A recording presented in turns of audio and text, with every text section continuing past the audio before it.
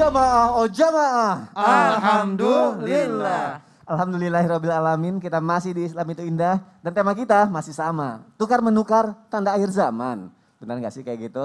Oke, jamaah pasti penasaran kan ya mengenai pada zaman Rasulullah dahulu nih mengenai barter itu katanya timbangan itu menjadi alat utama dalam proses tukar menukar. Kita dengarkan penjelasan dari guru kita Habib Usman. Silakan Habib. Afwan Mas Soni, afwan Habib Muhammad, afwan Ustaz Syam, Sudin Nur. Bismillahirrahmanirrahim. Allahumma salli ala Sayyidina Muhammad wa ala ali Sayyidina Muhammad. Al-wazanu wadnu ahlil Makkah wal mikailu mikyalu ahlil Madinah. Gola Rasulullah sallallahu alaihi wasallam, di mana Rasulullah sallallahu alaihi wasallam bersabda, timbangan itu timbangan penduduk Makkah dan takaran itu adalah takaran penduduk kota Madinah. Di sini Rasulullah sallallahu alaihi wasallam menetapkan yang sudah menjadi tradisi penduduk Mekah, beliau memerintahkan penduduk Madinah untuk mengikuti ukuran timbangan, yakni ukuran timbangan penduduk di kota Mekah. Karena itu, penduduk kota Mekah bertransaksi menggunakan dirham dalam jumlah bilangan, bukan takaran. Dirham dalam jumlah bilangan, bukan takaran. Dirham dan dinar sebagai pengganti barter barang dengan barang. Dan dinar dan dirham adalah merupakan mata uang milik Romawi dan juga Persia. Dinar itu dari kata dinari, yang dimana dinari itu biasa digunakan di negeri Syam. Yang di negeri Syam itu mengikuti daripada kebiasaan Romawi. Dan kalau misalkan digunakan dirham itu di Persia, biasanya itu disebut dengan draham. Itu yang dikatakan digunakan di Persia atau sekarang disebut dengan daerah Iran dan lain sebagainya. Oleh karena itu, pada zaman Rasulullah Sallallahu Alaihi Wasallam ada 3 jenis dirham yang dilebur menjadi satu. Yang dimana dirham yang ukurannya 10, yang ukurannya 12, dan yang ukurannya 20. Yang dimana menjadi sebuah dirham 14 kirat. 10, 12, 20 dibagi 3. Sama dengan 14. Yang ini dijelaskan adalah dirham 14 kirat. Pada masa Abu Bakar As-Siddiq radhiyallahu an diikuti dengan sama seperti zaman baginda Nabi besar Muhammad sallallahu alaihi wasallam. Tetapi pada masa Sayyidina Umar bin Khattab radhiyallahu an 7 dinar sama dengan 10 dirham dan di dalamnya ditulis tuh ada tulisan alhamdulillah di koin-koinnya dan ada tulisan Muhammadun Rasulullah atau Muhammadur Rasulullah, di mana ada tulisannya pada zaman Sayyidina Umar bin Khattab radhiyallahu an alhamdulillah dan Muhammad Rasulullah. Pada waktu zaman Sayyidina Utsman bin Affan radhiyallahu an ditambah lagi tulisannya Allahu Akbar. Jadi ada dirham-dirham yang tulisannya Allahu Akbar. Dan juga pada masa Sayyidina Utsman bin Affan itu banyak kalimat Allahu Akbar, tapi juga dimasukin dengan Muhammad dan Rasulullah. Ada tulisannya juga Alhamdulillah. Dan pada masa Sayyidina Ali ibn Abi Thalib radhiyallahu an ditambah dengan kalimat Bismillah dengan menyebut nama Allah. Ada keberkahan di dalamnya. Dan dijelaskan juga pada masa Imam Hanafi, nisab zakat bagi emas 20 miskal. Bagi emas ketika mencapai 1 tahun, yakni 200 dirham, yakni bagi perak. Jadi udah pakai dirham, 200 dirham. Untuk apa? Untuk perak. Dan juga pada masa zaman Imam Syafi'i radhiyallahu an di dalam kitab tidak ada perbedaan bahwa zakat emas adalah 20 miskal dinar. Jadi pada zaman dahulu sudah menggunakan dirham dan dinar. Dan sampai sekarang akhirnya berubah jadi real, jadi rupiah dan lain sebagainya. Ini adalah bentuk yang dimana digunakan untuk melakukan sebuah transaksi, dipermudahkan. Oleh karena itu, ketika kita mengikuti zaman baginda Nabi besar Muhammad SAW, ada perubahan-perubahan yang terjadi. Dan ini adalah suatu hal yang lumrah, suatu hal yang biasa dengan tujuan mempermudah. Inilah yang luar biasa. Dan tadi ada hubungannya dengan timbangan itu mungkin untuk supaya nggak ada salah-salah apa gitu ya. Betul. Jadi timbangan dengan berat itu kan berbeda. Ya. Jadi ada timbangan, ada berat. Di Indonesia jamaah kita lanjutkan lagi nih. Mata uang pasti pakai rupiah ya. Mungkin di luar negeri ada yang pakai dolar, pound sterling apa segala macam gitu kan. Aku pernah dengar Ustaz Syam, katanya nanti ini begitu kita kiamat, semua mata uang tuh katanya nggak berlaku lagi. Tapi yang berlaku lagi dirham dan dinar yang tadi sudah disebutkan juga tadi sama Habib Usman. Benar nggak seperti itu? Jamaah penasaran nggak? Dan ini sesuai tema kita pagi hari ini, yang jamaah penasaran sekali. Benar nggak nih? Tukar menukar itu adalah tanda mendekati kiamat. Baik. Mohon penjelasannya Ustaz. Bismillahirrahmanirrahim. Tabi guruku Habib Muhammad, Habib Usman, Mas Soni serta guru-guru kami melakukan Allah Subhanahu wa taala.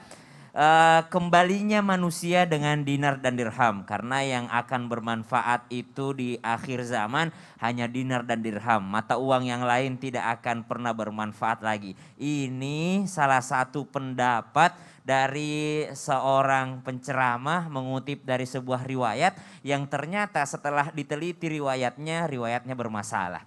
Bahkan ada yang mengatakan ini adalah hadis maudhu, hadis palsu, bahwa Nabi pernah menyampaikan seperti ini. Dan juga ada yang mengatakan memang isinya benar, tapi bermasalah perawinya gitu. Bermasalah orang yang meriwayatkan hadisnya, maka tidak yang namanya 100% dibenarkan masalah kalimat ini. Bahwasanya yang bermanfaat nanti di akhir zaman hanyalah dinar dan dirham. Kemudian di riwayat lain juga ada derajatnya yang dhaif, bahwasanya milikilah dinar dan dirham karena itu akan bermanfaat bagimu di di akhir zaman nanti, di penghujung dunia nanti. Dan ini juga derajatnya adalah dhaif. Allah Subhanahu wa taala mengatakan dalam Al-Qur'an, "Laisa 'alaikum junahun an tabtaghu fadlan min rabbikum."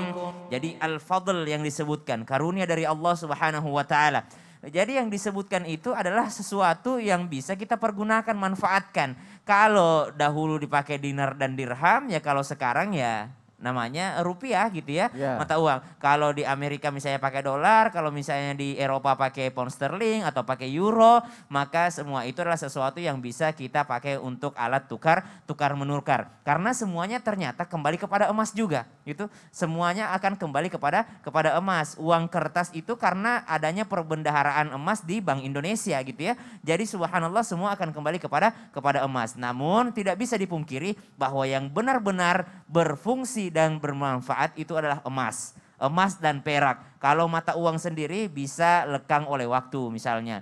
Kemudian mata uang itu bisa terjadi inflasi. Kemudian uang digital juga bisa terjadi sesuatu yang tidak kita inginkan gitu ya. Tapi kalau emas tidak naik turun harganya. Makanya dia yang paling pantas untuk menjadi alat komoditas atau alat tukar menukar. Namun jika ditanyakan riwayat yang tadi menyebutkan bahwa di akhir zaman tidak berfungsi uang, tidak berfungsi mata uang kecuali dinar dan dirham, ini sanad hadisnya bermasalah. Kemudian yang kedua tadi bahwasanya milikilah karena ini yang paling bermanfaat, juga sanad hadisnya juga bermasalah. Berbicara tentang akhir zaman ini, insya Allah bekal yang paling bagus yang diajarkan oleh Rasulullah bukan dinar dan dirham, tapi ilmu yang bermanfaat. Jadi hubungannya dengan akhir zaman tukar menukar ini? Iya betul, tukar menukarnya kalau kita di negara Indonesia ya pakai rupiah tukar menukarnya kan. Iya. Ya tukar menukarnya pakai rupiah, pakai mata uang tergantung dari negara tersebut. Dinarnya juga bukan dinar permen ya. Dinar Udah nggak usah permen. dibahas itu. Baik, jamaah aku punya tayangan nih. Tukar rumah RP 500 juta dengan tanaman hias. Ini dia tayangannya, silakan. Sudah hobi, apapun caranya bisa ditempuh seperti yang dilakukan Hikmat Syamsuddin, warga Tarogong Kidul, Garut, Jawa Barat, hingga viral di media sosial. Ia sengaja membarter rumah miliknya seharga 500 juta rupiah dengan 50 buah tanaman hias berbagai ukuran. Tanaman hias mulai jenis aroid, philodendron, anthurium, hingga motai kini sudah berada di kediamannya. Nyaris seluruh sudut rumah dipenuhi tanaman hias yang cantik. Selain hobi, Hikmat juga sengaja investasi melalui tanaman hias yang tengah naik daun di masa pandemi. Ia tidak merasa rugi menukar rumah 1,5 miliar dengan puluhan tanaman hias di saat bisnis properti merosot. Baik, dari tayangan tadi kita lihat ya, sebuah rumah ditukar hanya dengan tanaman hias nih jamaah yang ada di rumah. Kita pengen tahu hukumnya dalam Islam tuh gimana sih tukar menukar barang dengan harga yang tidak sebanding atau tidak masuk akal. Kita dengarkan penjelasan dari guru kita Habib Muhammad Syahab. Silakan Habib. Di rumahnya ada pot, Son. Mau tukar sama apa Habib? Iya, ada yang mau nukar gak? Pakai dengan apa? Dengan mobil. Mobil atau sama rumah juga ya? Ada 2 pot deh, lumayan. Kalau ada yang mau nukar. Aduh, aku juga kalau ada Pohon nih. apaan? Hah? Pohon apaan? Gak usah pakai pohon, potnya aja. Bisa gak tuh ya? Kalau Jadi kayak gitu? subhanallah, kalau Masuk dikatakan namanya tabadul. Jadi tabadul atau al-muqayadah. Artinya al-muqayadah tukar menukar. Jadi suatu barang ditukar dengan barang yang lain. Jadi memang ada syarat-syaratnya. Tapi tadi sudah disampaikan sama Ustadz Syam, Habib Uthman. Artinya di sini tidak ada gharar dan tidak saling merugikan. Intinya muamalah di sini ada taradhi. Apa itu taradhi? Ridho sama ridho, senang sama senang, suka sama suka. Ada orang yang nukar, oh saya punya baju, kamu punya motor, sudah ambillah baju saya, motornya buat saya, boleh enggak? Kalau dia bilang, artinya di sini tidak ada pemaksaan. Ketika tidak ada pemaksaan dan juga tidak boleh orang yang tabdzir. Apa itu yang tabdzir? Orang yang selalu boros. Memang kerjaannya boros seperti itu, maka itu tidak diperbolehkan. Tapi kalau memang betul-betul keinginannya, ingin menjual atau ingin bertukar rumahnya dengan ini, dan dilihat misalnya keluarganya juga tidak terlantar, misalnya tukar rumah, kemudian keluarganya tidur di mana, ngontrak, di sini yang tidak boleh. Artinya tidak merugikan salah satu pihak. Apabila merugikan salah satu pihak yang punya hal tersebut, maka tidak diperbolehkan. Tapi intinya tabadul, artinya saling bertukar atau al-muqayadah, muqayadah namanya, saling bertukar. Dan di situ pertama tadi dikatakan sudah kita bahas sedikit, yaitu tidak ada unsur riba di situ, dengan bukan amwal ribawi, artinya bukan harta-harta riba, maka diperbolehkan, silahkan saja. Tapi Masya Allah, artinya butuh hati yang kuat, nukar pot tadi ya, apa? Tanaman sama nukar rumah gitu ya. Tukar tanaman sama rumah, Ya ya Allah. potnya mati, rumahnya nggak mati-mati itu kan. Subhanallah. Artinya, nah ini tapi di dalam hukum kita bicara sekarang hukumnya. Artinya kalau memang itu sah, boleh saja, asal tidak ada di antara lainnya itu lebih terperosok dirinya ketika dia tukarkan, itu sudah dia tidak ada rumah lagi, dia ngontrak di tempat yang lain. Nah itu yang maka tidak diperbolehkan. Jadi dalam tetap dalam muamalah ini dilihat taradhinya, ridho sama ridho. Ketika si A ridho, senang, ikhlas, kemudian si B ridho, ikhlas, senang, maka diperbolehkan terjadi tukar menukarnya seperti itu. Wallahu a'lam. Masya Allah, jazakallah Habib Muhammad. Kita lanjutkan lagi, aku punya tayangan nih. Habib Muhammad, terima kasih untuk penjelasannya sekali lagi Habib. Ini viral nih jamaah nih, 1 GB kuota internet ditukar 1 gram emas. Transaksi di Papua, gunakan emas. Kita lihat tayangannya, silakan. Beredar video memperlihatkan daftar harga voucher wifi yang ada di Papua. Video itu pun viral. Pasalnya, voucher wifi itu dihargai menggunakan berat emas. Pembayaran voucher wifi tersebut juga menggunakan emas. Transaksi menggunakan emas itu diketahui biasa dilakukan oleh masyarakat di Papua.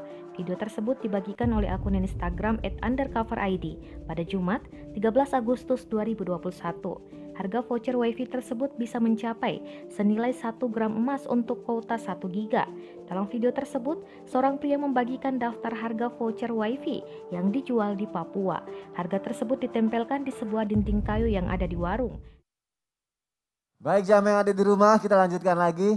Kayaknya ini sesuatu yang unik ya, tapi mungkin nggak tahu yang untuk di daerah sana apakah ini sesuatu yang biasa juga, tapi kita bahas pagi hari ini nih. Tadi kan sempat dibahas mengenai tukar menukar emas ya. Boleh apa enggak, terus jamaah juga pasti pengen tahu nggak sih syaratnya dalam Islam seperti apa. Dan jika emas ditukar dengan barang yang bukan emas, apakah dosa apa enggak? Tadi sudah dijelaskan sedikit nih, tapi kita butuh penjelasan lebih dalam lagi. Ustadz Syam, silakan. Tabe guruku Habib Muhammad, Habib Utsman, Mas Soni, serta Tafadhol. guru-guru kami dimuliakan Allah Subhanahu wa taala. Langsung ke pertanyaannya. Emas, tukar emas itu boleh jikalau benar-benar sama.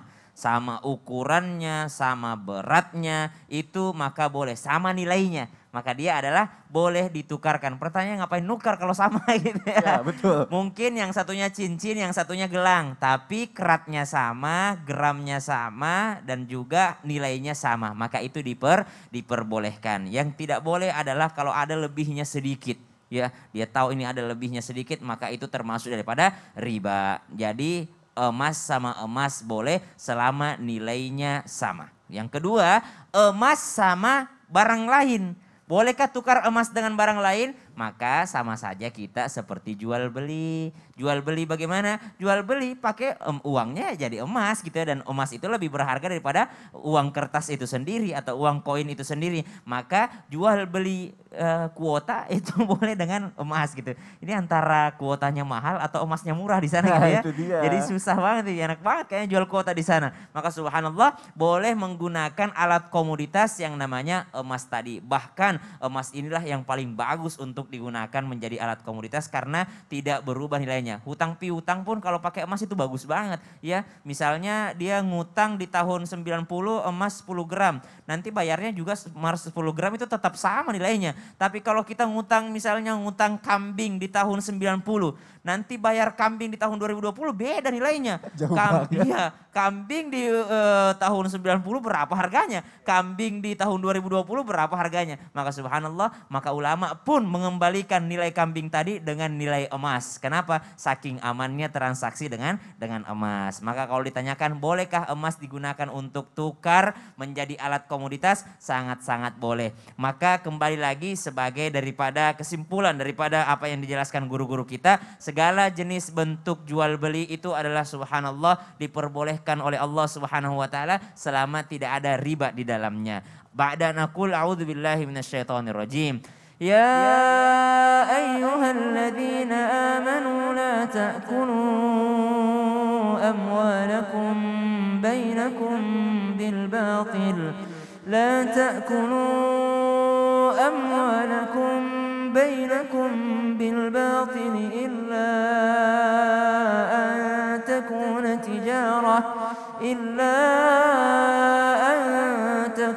تجارة عن تراض منكم ولا تقتلوا أنفسكم إن الله بكم رحيما.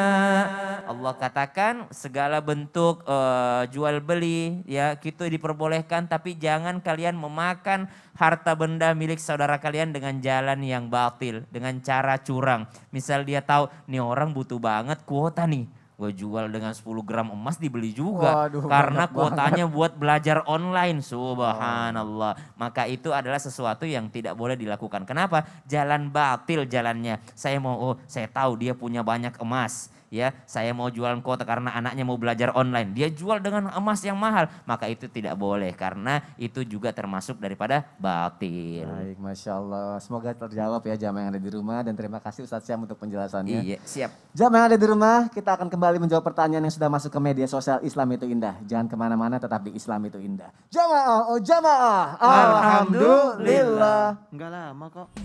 Subhanallah walhamdulillah.